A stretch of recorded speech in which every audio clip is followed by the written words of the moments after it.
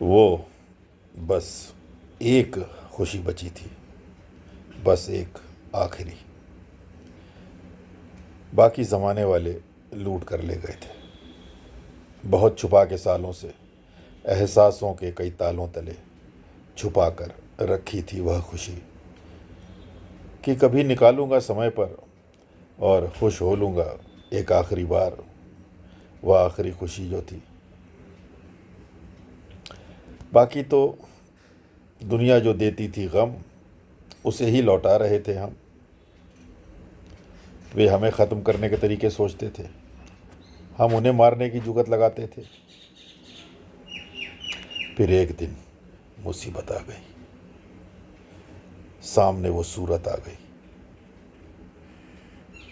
उस शातिर गोल मटोल सूरत ने बड़ी आंखों से बिना भाव के पहले तो हमें देखा, फिर हमें बगैर कोई मौका दिए वह शैतान शिशु मुस्कुराया और हमारी इकलौती खुशी पर लगे भावनाओं के ताले दर ताले अपने आप खुलते चले गए।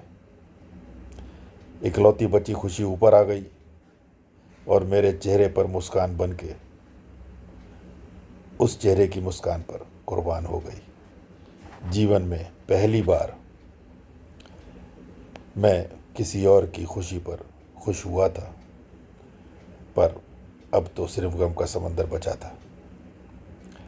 तभी देखा उस गम के समंदर में नावों की तरह मेरी इकलौती खुशी साथ में कई दूसरी खुशियों के साथ आ रही थी वापस मेरे पास। दूसरे की खुशी में खुश होकर जो एक खुशी दी थी मैंने, वह कई गुना बढ़कर वापस आ रही थी। यही तो गमों के साथ हो रहा था।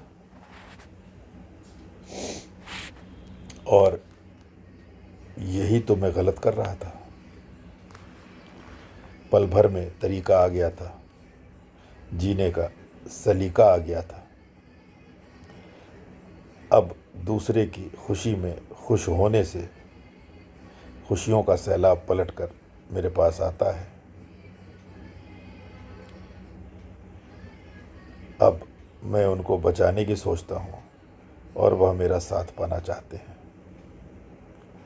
गम का समंदर सूख चुका है, मरने मारने के तरीके अब खुद मर चुके हैं। अब खुशियाँ मुझे ज़िंदा रखती हैं और मैं उनको। धन्यवाद।